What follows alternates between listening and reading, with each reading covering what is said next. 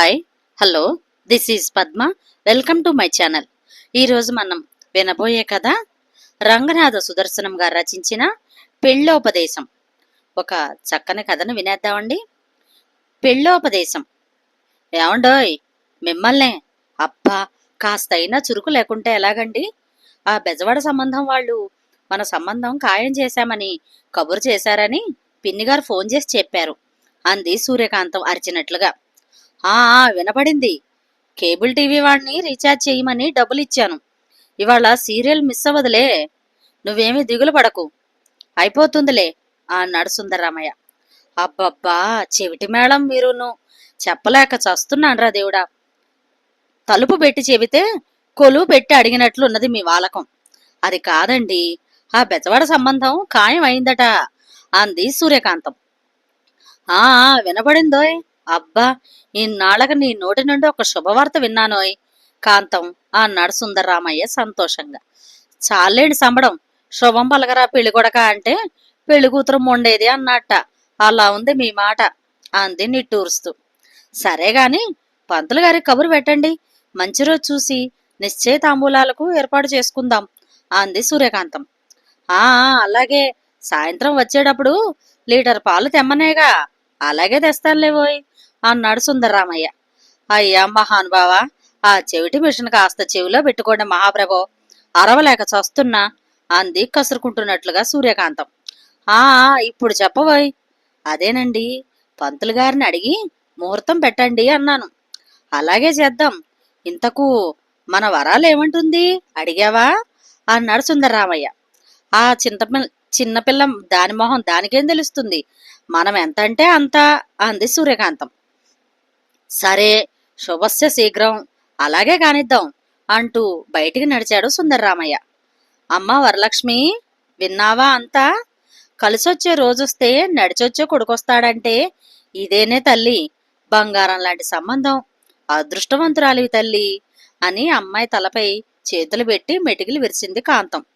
అమ్మా, మరేమో చెప్పవే పిచ్చి తల్లి, చల్లకొచ్చి ముంత దాచడం ఎందుకు, చెప్పమ్మా అంది కాంతం. అమ్మా, మొన్న పెళ్లి చూపులకు వచ్చిన పెళ్లి కొడుకు వంకర పళ్ళున్నాయి, నాకు నచ్చనే లేదు అంది వరలక్ష్మి. అయ్యో రామా, అదేంటమ్మా పుసుక్కున అంత మాట అన్నావు? నవ్వితే గానే పళ్ళు బయటికి కనిపించేవి, నిన్ను పెళ్లి చేసుకున్నాక జీవితంలో ఇంకా నవ్వుతాడంటావా? అలా ఎన్నటికీ జరగదు, ఆ నమ్మకం నాకుంది. ఏం కాదులేమ్మా, వదిలే అంది కాంతం. మరి పెళ్లి కొడుకు తల మీద జుట్టే సరిగా లేదు, బట్టతలే, ఎలాగమ్మా అంది వరలక్ష్మి.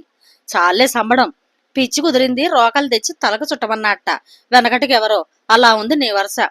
బట్టతల జుట్టున్నా అది ఎప్పటికైనా మన చేతిలో రాలాల్సిందేనా?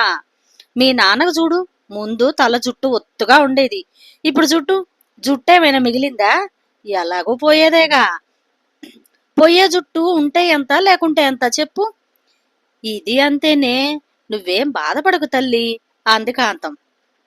మరి అమ్మా, ఆ అబ్బాయికి అమ్మ నాన్న, ఒక చెల్లి, తమ్ముడు, నానమ్మ ఇంటి నిండా సంతలా ఉన్నారు కదే అంది వరలక్ష్మి.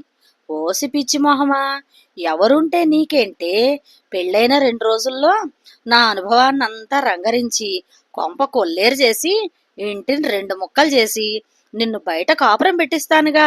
ఆ పూచి నాది, నన్ను నమ్ము అంది కాంతం. మరి అమ్మా, అబ్బాయి వట్టే అమాయకంగా మరీ మెతకలా ఉన్నాడు కదే అంది వరలక్ష్మి. వెతకపోయిన తీగ కాలికి తగిలినట్లు వెతికి వెతికి ఏరి కోరి ఈ సంబంధం తెచ్చింది, అందుకేనే పిచ్చి తల్లి. మీ నాన్నలా తానా అంటే తందానా అంటూ గంగిరెద్దులు ఉండాలనే కదమ్మా ఎంత కష్టపడి సంబంధం వెతికింది అంది కాంతం. అమ్మా, పెళ్ళంటే నాకు భయమేస్తుందమ్మా అంది వరలక్ష్మి. ఓసి మొద్ద, నీకెందుకే భయం? పెళ్ళంటే భయపడాల్సింది, బాధపడాల్సింది నిన్ను చేసుకున్న తర్వాత పెళ్లి కొడుకైతేను మీ నాన్నను చూడటం లేదా? భర్త అంటే భరించేవాడే తల్లి అంది కాంతం. అమ్మా, పెళ్ళైతే పొద్దున్నే లేవడాలు, వంట వార్పు, అంట్లు బట్టలు, ఈ పనులన్నీ ఎలాగే, నాకు భయమేస్తుందే అమ్మా అంది వరాలు. పిచ్చి తల్లి, ఇవన్నీ కొద్ది రోజులేనే, మెల్లగా ఇంటి పత్రం అంతా నీ చేతికే వస్తుంది నాలాగా. తర్వాత ఆ పనులన్నీ చాకచక్యంగా భర్తకు నేర్పించి నేర్పుగా ఎలా చేయించాలో ఆ వైనం నేను చెబుతానుగా, నాన్నని చూడటం లేదు అలా అన్నమాట. ఆ తర్వాత మన పని హాయిగా టీవీలో సీరియళ్ళు చూడటం, ముచ్చట్లు పెట్టడం, షాపింగ్లు చేయడం. అంతేనే తల్లి, నన్ను చూడటం లేదా అంది కాంతం.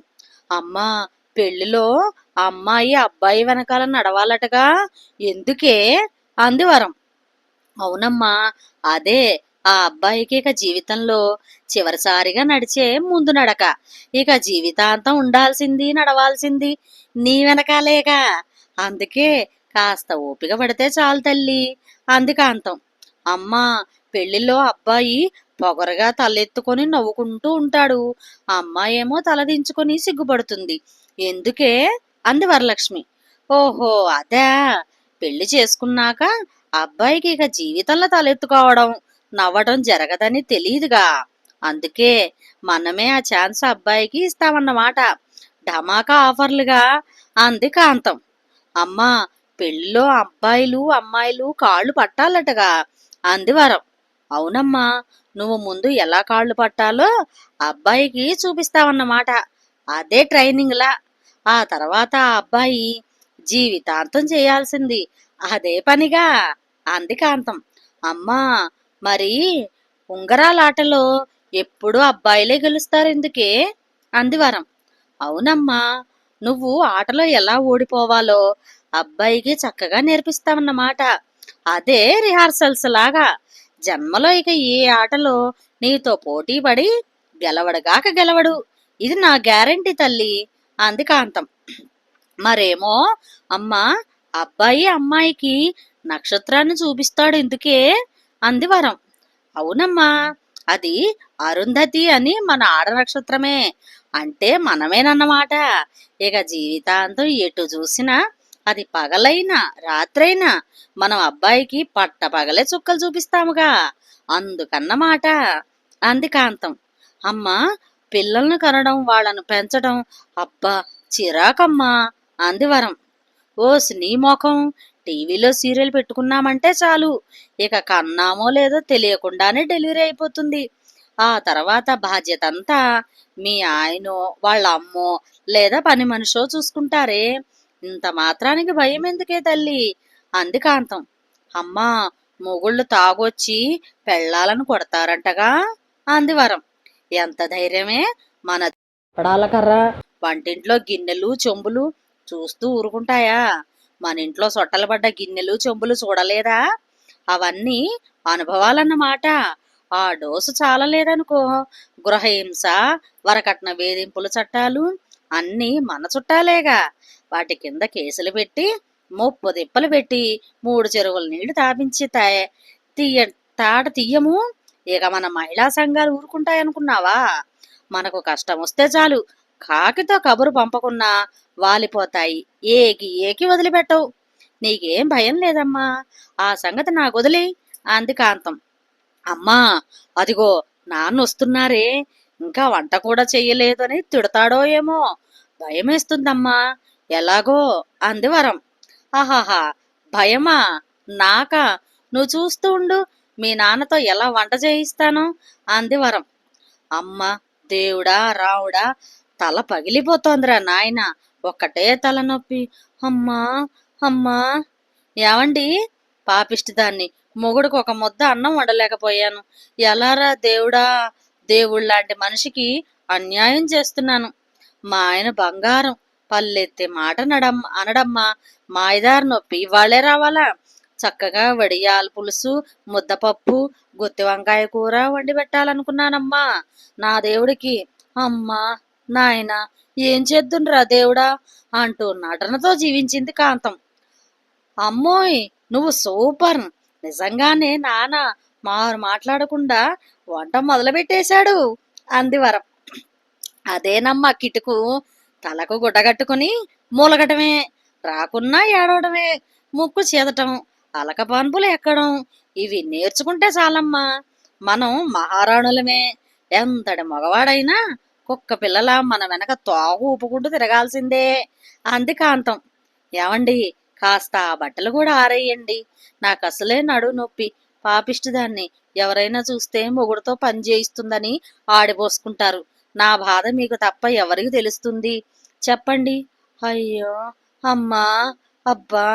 ఏవండి, మీరు మరీను సిగ్గు లేకపోతే సరి. ఆ లంగా పక్కన లుంగి ఆరేయకండి. నాకు అసలే చచ్చే సిగ్గు. ఎవరైనా చూస్తే బుగ్గలు నొక్కుకోరు. రోజు రోజుకి చిలిపితనం పెరుగుతుంది మీకు. అంది కాంతం. అమ్మా! మరి త్వరగా నా పెళ్లి చెయ్యవే. ఇవన్నీ విన్నాక ఎగిరి గంతేయాలనుంది అంది వరలక్ష్మి సంతోషంగా. నా బంగారం, అచ్చం నా పోలికే అంది కాంతం. సుందర్రామయ్య గారు మంచి మనిషి. ఆఫీసులో చాలా సిన్సియర్ అనే పేరున్న తెలివైన వ్యక్తి. కానీ సూర్యకాంతం తన అక్క కూతురు. చిన్నప్పుడు సుందర్రామయ్య అక్క దగ్గరే పెరిగి ప్రయోజకుడయ్యాడు. అక్క కోరిక మేరకు సూర్యకాంతాన్ని పెళ్లి చేసుకున్నాడు. సూర్యకాంతానికి పుట్టుకతోనే హార్ట్లో చిన్న రంధ్రం ఉన్నదని, తనను ఉద్వేగానికి లోను కానివ్వకుండా గాజు బొమ్మలా పెంచుకోవాలని డాక్టర్లు చెప్పారు. ఆ విషయం సుందర్రామయ్యకు చెప్పి సూర్యకాంతాన్ని సుందర్రామయ్య చేతిలో పెట్టి కన్నుమూసింది వారి అక్క. కాంతానికి తన జబ్బు సంగతి తెలియకపోవడం, అక్కకి ఇచ్చిన మాటను నిలబెట్టుకోవడం కోసం సుందర్రామయ్య అన్ని భరిస్తూ కాంతాన్ని కంటి పాపలా చూసుకుంటున్నాడు. భార్య ఏది చెప్పినా సరేననడం, ఆమె చెప్పిన పనులన్నీ చేయడంతో భార్య దృష్టిలో చులకనైనాడు. కానీ అక్కకిచ్చిన మాట కోసం, కాంతం ఆరోగ్యం కోసం అన్నీ తెలిసినా ఏమీ తెలియనట్లు గరళ కంఠంలా భార్యను భరిస్తున్న మనసున్న మంచి మనిషి సుందరరామయ్య. కానీ కాంతం ఇదంతా తన ఘనతేనని పగటి కలలకు అంటూ బిడ్డకు కూడా అవే చెప్తూ ఉంటుంది. కానీ జీవితంలో ఇవన్నీ సాధ్యం కానివి. వరాలకైనా త్వరలో తప్పక తెలియవస్తుంది. పెళ్ళంటే ఇద్దరు వ్యక్తులను, రెండు కుటుంబాలను ఏకం చేసే ఒక పవిత్ర బంధం. సంసారం అంటే భార్యాభర్తల ప్రేమ, అనురాగం, అన్యోన్యత, ఒకరి కోసం ఒకరు చేసే త్యాగం, ఒకరి ఇష్టాలు మరొకరు తెలుసుకొని గౌరవిస్తూ సాగించే ప్రయాణం. అంతేకాని ఒకరి లోపాలను మరొకరు వెతుక్కుంటూ ఒకరినొకరు కించపరుచుకోవడం కానే కాదు. అంతే కదండి మిత్రులు? ఎలా ఉందండి? నిజంగానే మంచి ఇది చెప్పారు కదండి, మంచి మాట. మీకు గనక ఈ కథ గనక నచ్చినట్లయితే షేర్ చేసి, లైక్ చేసి, సబ్స్క్రైబ్ చేసి నన్ను ఎంకరేజ్ చేయండి. మీ కామెంట్స్ నాకు ఎంతో విలువ. మీ కామెంట్స్ కూడా నాకు తెలపండి. మరొక మంచి కథలో మళ్ళీ కలుస్తాను. Thank you. నమస్తే.